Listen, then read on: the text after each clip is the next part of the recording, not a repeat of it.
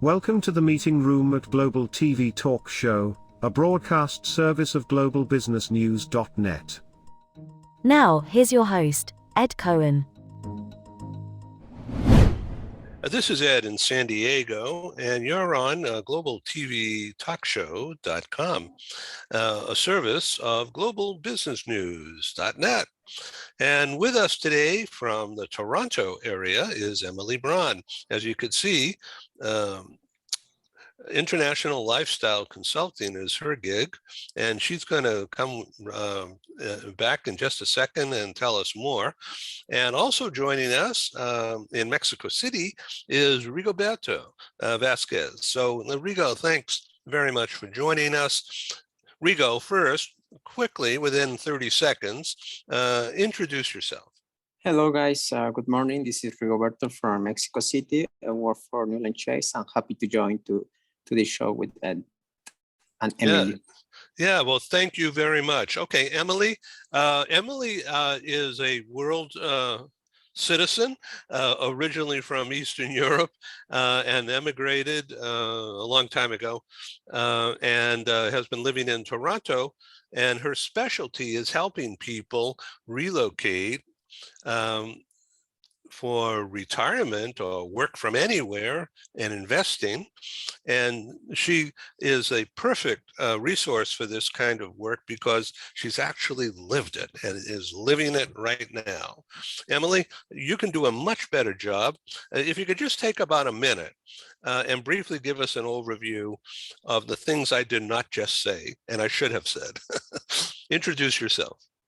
Okay, I'm Emily Bron, owner of International Lifestyle Consulting from Toronto, Canada area. And I'm really devoted. My mission for the last couple of years is to help people to find the best matching destination for their situation and actually to help them with practical steps and with connections I have in different countries to relocate to these countries. And I'm working with such countries as Mexico, number one, Panama, Belize, Costa Rica, Nicaragua in Central America, and with several countries in Europe. But now, coming to the topic of my recent inquest, and I just returned back from month and a half Mexico, my own discovery trip, and I found a lot of interesting things that I would like to share with all. All right, stand by. We'll get back to that in just a second. This episode from the meeting room of Global TV Talk Show is brought to you by Porchlight Rental and Destination Services. Reduce your renter lump sum or managed relocation costs. Visit them at porchlightrental.com. And by airs.com. With our full range of services, we can help design and manage your international relocation. Find us at airs.com. Primestone Partners, featuring corporate, government, and developer housing solutions, as well as senior-level advisory services. Find them at primestonepartners.com. Stop dreaming and start living overseas. International lifestyle consultant Emily Bron can help you seamlessly transition to your new life in your dream destination. Whether you are a retiree, a digital nomad, or a mobile executive, Emily Bron can make your transition overseas a success. Visit emilybron.com. Coutalis is a global group with a worldwide footprint. With 16 agencies in 10 countries, Coutalis offers companies and mobile professionals a unique combination of HR services and options. Find us at coutalis.com. Take your communication skills to the next level. Barbara Bolt of Bolt Global has a passion to make you shine. As our globe expands, effective intercultural communication and presentation is a must. Visit boltglobal.com. Rigo, you've been on our talk show before when we were talking about Latin America and Mexico's economic growth of the middle classes as a result of global trade and general business. Is that still going on? Is that looking still good? Rigo? Absolutely, absolutely. I think things are starting to get better. We're almost at the half of the year. And yeah, I mean, let's say the overview in general, let's say at least between Mexico and the US is growing. The industry is growing as well for the aeronautic and the automotive and many others. So yeah, I mean, we're doing good progress. Hopefully the next 2 quarters will be better. That's what we expect. Good. What about the energy business? Mexico is big in that, oil and gas, particularly oil, and the rise in prices in oil is certainly helping Mexico, isn't it? Absolutely. I think let's say the pandemic topic, it's finally, let's say done, and now the oil industry is growing. Unfortunately, we were not expecting at all to think about the Ukraine and Russia issue, but this is what it is, and I think we are quite positive. Okay, great. And so we're going to be talking with Felipe in Santiago, Chile, and Rigo, and very, very soon, and we'll alert everybody to that program in case our audience out there wants to tune in on the live broadcast. So let's turn to Emily Bron. Emily has taken it upon herself to become an expert in Mexico in particular, and Panama and Belize and Guatemala and Nicaragua and Costa Rica and other places. And she wants to know what it's really like so that she can be an authentic, honest consultant. And don't we all want that? So Emily, thank you for being a member of the Global Press Club and being part of us, but also thank you for being on the program again. I think this is number 5 or 6. Thank you. So your recent tour and living in different areas around Mexico proved to be really interesting for you based upon what I've read. And I want you to go a little deeper now. Now, one of the things that you've focused on as far as investigating is in Mexico, real estate developers are currently offering for expats senior independent living and assisted living communities in different projects. So would you like to tell us a bit about that? Yes, I know that many people are working in Mexico, with Mexico, and with my ideas how to help people. I found out that actually independent living community and senior living communities for English-speaking customers, there is a difference because there is a local market, and here it's a little bit different market oriented for Americans and Canadians. It's a growing need. It's growing need for people who still in Canada and United States, because there are many people in this category or to be in several years in this category who cannot afford assisted living facilities in Canada and United States. Right. And from the other side, there is already millions of expats in Mexico and people coming. And they're already, I see in different expat groups a question, where's this facility or where to find contact. That's why I'm taking a little bit proactive steps, I would say. But I'm practically visited several facilities which I found online and communicated before to see, first of all, how they match the standard, medical standard and living standard for Americans and Canadians. And actually for this part of my trip, I was coming with 2 medical professionals from Toronto, not only me. They were evaluating together with me how these facilities are, if they're ready to accept or to be matching expectation of our people, I would say. But after then, I was continuing my own travel because actually my bigger idea is to promote Central Mexican state. because Mexico is well known, but people mostly know about Riviera Maya, about Baja California, people know about Puerto Vallarta, and people, majority of people I'm speaking with, they sure that they know about Mexico, say, oh, it's humid, it's hot, it's this, is that.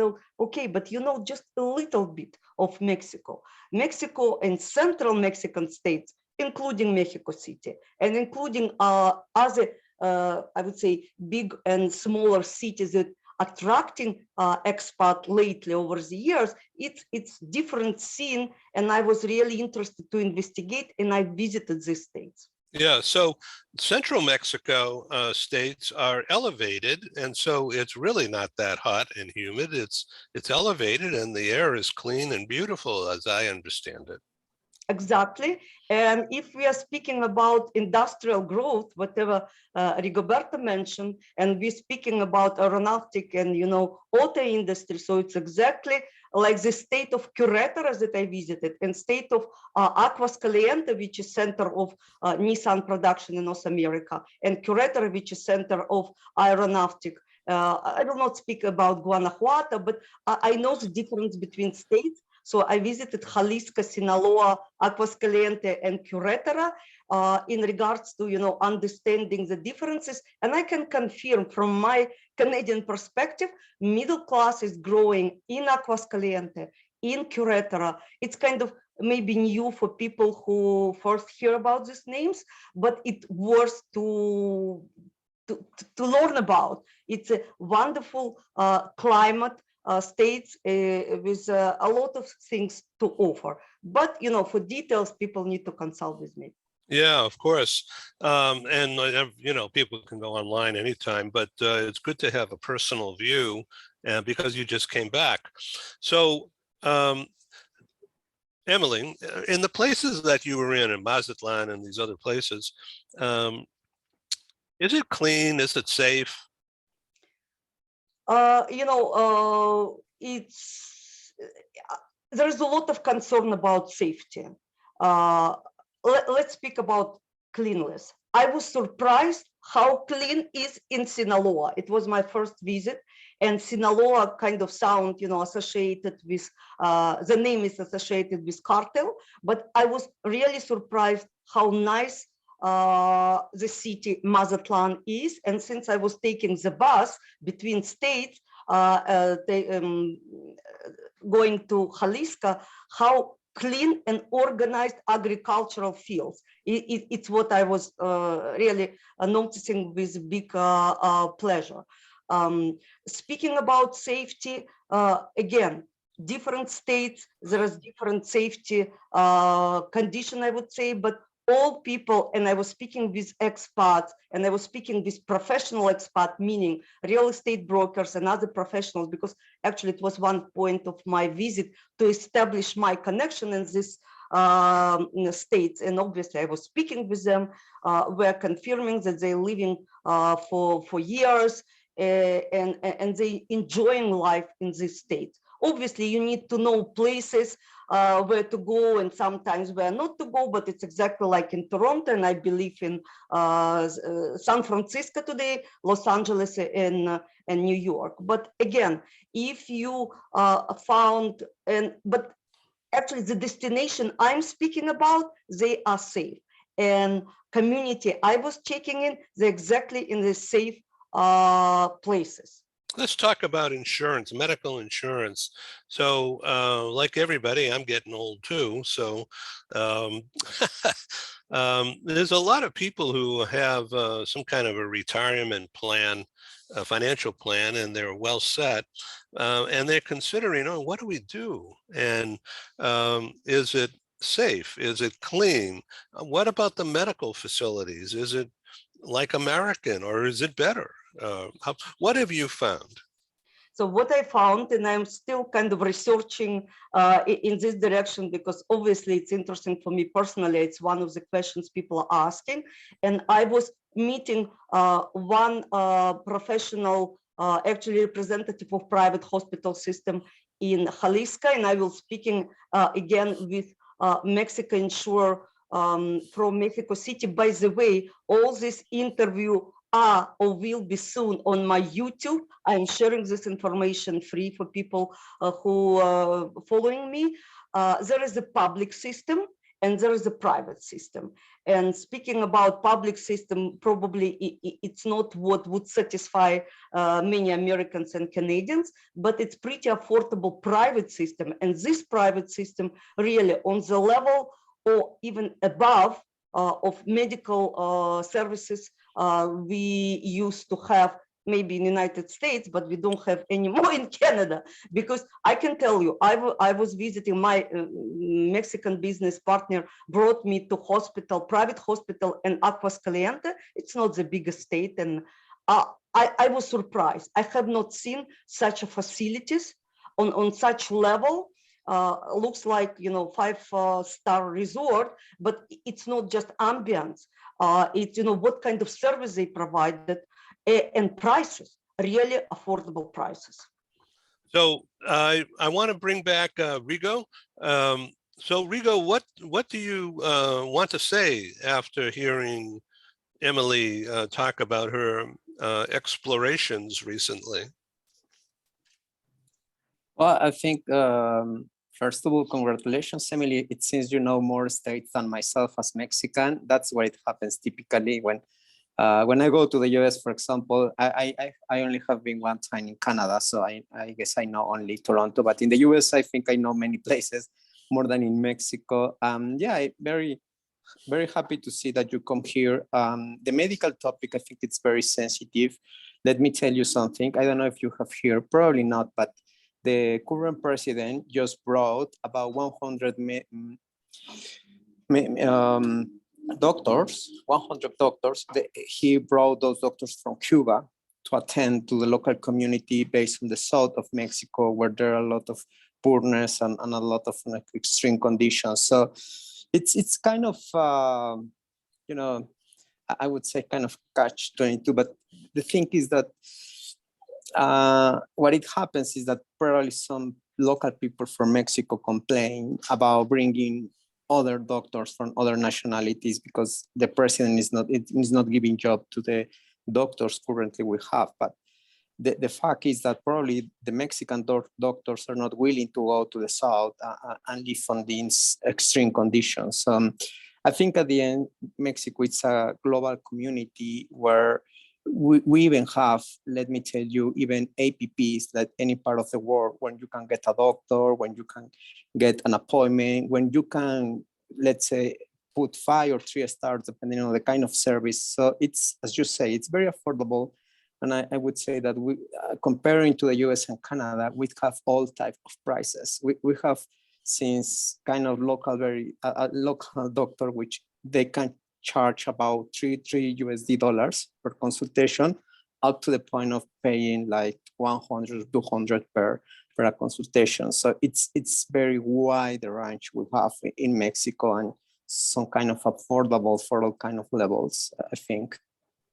So one second, Rigo, in areas such as Puerto Vallarta or in the tourist areas in central Mexico higher up, and of course places like the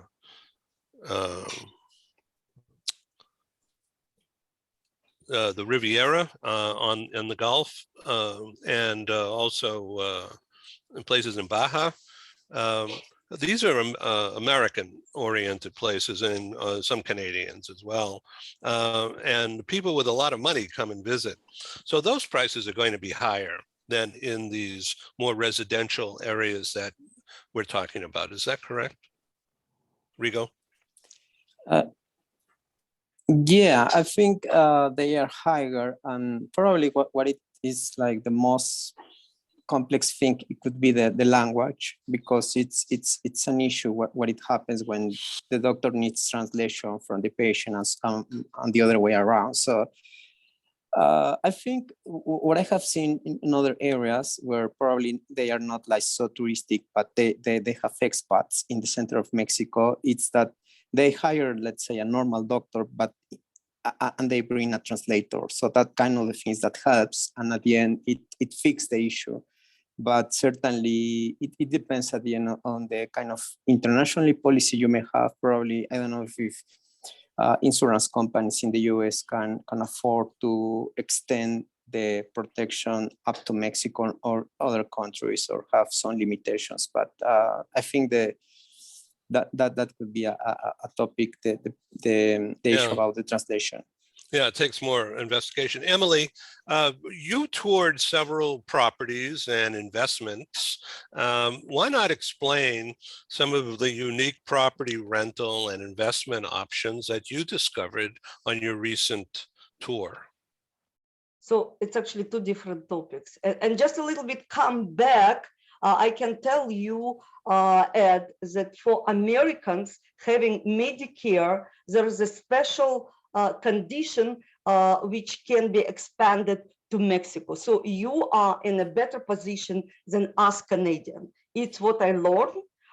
So you can do your research, but like there is really advantages for Americans who have Medicare to use it for emergency services in Mexico. And speaking about doctors, I'm specifically working with Central Mexico states and not with South states, which I know the difference because they have more developed expat communities and doctors, which I personally met, and I've had treatment. They speaking very good, decent, at least English. So no problem of communication. And I can tell you that I received the treatment, dental treatment, laser technology, on the level of 4, which I even didn't heard about it. At least no doctor in Toronto offered me back home. And I received it for the price. I cannot compare because such a service does not exist in Canada. And I was very happy about it. And I'm spreading the news, and doctor was speaking English. And actually he was doctor from Mexico City who moved to Querétaro city for, better quality of life. So speaking about different investment projects, it's, probably we should have separate topic about investment opportunity because it's one of the projects that I personally involved, and I believe it will give people who coming to Mexico and who already living in Mexico opportunities to have taste of the different Mexican states, like as we mentioned, Riviera Maya, Baja, maybe Merida. It's another known city in place in Yucatan, and several known cities in central Mexico, San Miguel de Allende, like Lake Chapala and Ajijic area, which is famous in between expats from United States in Canada. So it might be several conversation, but I just want to mention that what I like about Mexico, there is a lot of development. Development is construction and development of new company and new investment option. And I met several business owners from United States and from Mexico, which I hope together already developing product which will help financial product, or investment opportunity, which will help Americans and Canadians use, by the way, their retirement 401 or our Canadian RSP, meaning registered financial funds, and to purchase property in Mexico, a certain property. I'm working kind of on this topic as well, because in addition to consultation, I would like to bring people real help, real financial tools which will help them to acquire the property, or at least vacation property that they can get for some time and start the investigation of the places they would like really to relocate finally. But speaking about assisted living, it's a different topic. I visited one assisted living facilities which get actually high mark in general from medical professionals I was coming with in Mazatlan. There is one very interesting and promising facility in Lake Chapala for English speaking. Because there is a many small one but with different arrangement which might not fit expectation. And I visited one in development, meaning it would be ready in a couple of months in Merida. So I see a lot of development in this direction. So some of facilities already kind of built, constructed, and people can move. But each of them has like some financial information to be provided, and I cannot go to details now.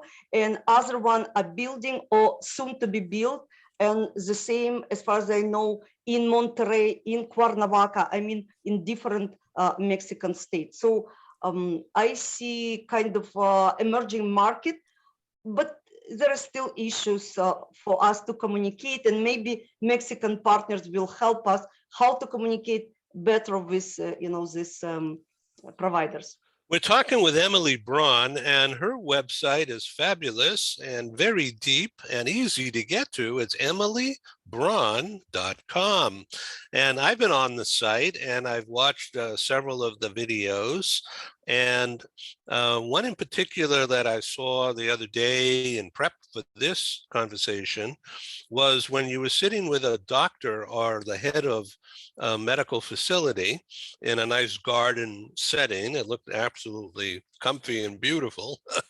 And I was impressed with the rapport and the comfort that the doctor or the managing director that you were talking with about this particular property and all the different services and benefits for Americans to and others to move into.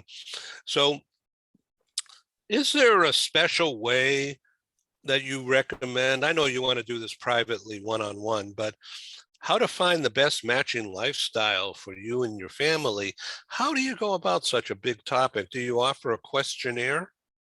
Yes. So I really advise people to book consultation with me, and prior, at the time of booking, people already received the questionnaire, which actually clarified many lifestyle perspective. And I know when people starting to answer these questions, they're already thinking, the work already started, because every situation is unique, family situation, budget situation, health related situation. So based on the answers which I'm receiving before the consultation, we already starting our conversation.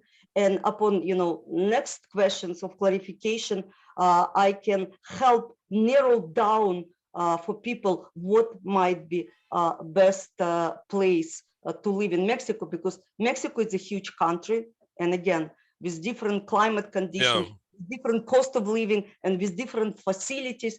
Some facilities may be not interesting for people now, but for other people it might be first priority. So I'm taking in consideration all these factors. We are pleased to welcome Adamo Education as a proud sponsor of Global TV Talk Show. The concept of a microschool is the reimagining of the one-room schoolhouse. My name is Tamara Becker. I'm the president and CEO of Adamo Education. The microschool concept really does not just lend itself to the personalization and the customization of learning, but also the social development and fostering that sense of love for learning. Unlike what we see in traditional brick and mortar schools, we have multiple grade levels in the same learning space. Students can be enriched by the socialization that they get, as well as the academic support from peers. What differentiates Adamo is the fact that we are taking the best pieces of brick and mortar, of digital, and then at-home learning. Students here can come 5 days a week. They can come 4 hours a day. It will really just depend on what is best for the student and for the parent. To enroll, just reach out via phone, text, or email, and we'll have that personalized conversation, and we'll be able to get you all set. Check us out at adamoeducation.org. Become a global player in your field. Cross Culture to Go provides virtual support for your global business and career success. We can help you thrive in 140 plus countries and markets. On the web at crossculturetogo.com. Yeah, so I've been throughout Mexico, not everywhere, but over the years, being right here on the Tijuana border in San Diego, we've gone into Baja and Puerto Vallarta 100 times, but also um, south of Mexico City along the coast, and Zihuatanejo. It's a really beautiful resort area, and it's quite upscale and safe. At least when we were there, it was no problem at all walking around, doing everything. And Itaxa, Itaxa, I'm not sure I'm pronouncing that correctly, Rigo, but is right next door to Zihuatanejo. And we've been in Puerto Vallarta, and but only in the beach tourist area. And then we've also been in Cabo San Lucas many, many times. And we traveled up the coast in Baja from Cabo to the original Hotel California, where the Eagles actually began their song. And that is fascinating. Every time we go to Cabo, we go up there and we take the local bus. It's only about 40 minutes. And I it's did about the same. $6. And it's a very comfortable bus ride. Okay, so let's go back to you, Emily. We have just a few more minutes here because people are really busy now and we don't want to take up all their time, but we want them to go and visit emilybron.com and get all the info. But what about Costa Rica in particular is real popular with Americans, and it has the Gulf, more humid area, a Gulf Coast area, and then it has like a surfer paradise on the Pacific coast, and in the middle it's highland up higher, and coffee and vegetables and jungle, but it's not hot and humid because it's so elevated. Really a unique area. Also, I've been over the past in Panama. In fact, our first conference in Latin America was not Mexico City, it was in Panama. And it was 2006. And we just loved it, actually. And from there, we went into Brazil and we produced meetings in 2008, 09, 010, 11, and 12, and 16 in Rio and Sao Paulo. But that's the extent, and we look forward to doing more eventually. We have produced our live meetings in Mexico City, in the Palenque area several times, and also in the downtown at the Hotel Camino Real. So we are familiar. We welcome you back to talk more about your exploits, but then let's talk about Belize for a second. Okay, this is, it used to be British, and so there's a lot of English-speaking people there. Yes. So what is your question? To compare Belize with Mexico? Yeah, I mean, which is a better buy? For me, Mexico, and for many people, depends what are you looking for. You're looking for invest in English-speaking country and to be comfortable with all legal paper because it's done on a common law, or you're interested to live in a country, in a huge big country of Mexico, with culture, with a lot of things to do. Like for me, culturally, I can visit Belize, and I'm happy to visit Belize, but whatever you mentioned before, there is big difference between tourism and real life. I can you speaking about medical services. So when it's really something happened with expat, you need to be younger and healthy. But if something has happened with you, they will take you on a plane and ship you to Mexico for the treatment. Yeah. It's a wonderful country when you can spend some time working, you can invest. And by the way, cost of living in Belize much higher than yeah. Now you mentioned Nicaragua, and Nicaragua to most Americans is like, whoa, forbidden land because of politics. But there is a lot of development going on there, and it's really long term, probably a good place to invest. What do you think? Yes, for investment opportunities, there are several actually English-speaking communities which are developed, and some of them by my partners. That's why I'm working with this country, because I know about this wonderful community, and it's already built, and it's offering a lot of opportunity. Like you can spend winter, you can spend here, you can rent out, and again, to compare with Costa Rica, it's a neighboring country, but property is much cheaper. And again, it depends what you're looking for. You're looking for investment, you have certain budget, okay, there is opportunity based on your budget, like Nicaragua, Costa Rica, Belize, growing up. If you're interested to live here, we need to get, different consideration, medical help, immigration rules. How easy to get to Costa Rica? It's not so easy as actually legally get to Mexico. And again, for you, for example, having some, I don't know, family members connection with the United States, it's simple and easy actually to cross the road by car rather than, flight to Panama, San Jose, Costa Rica, or any other place. Like, when you look, it's all together, you need to consider, there is no kind of ideal, but you need to understand what is more important for you in your situation.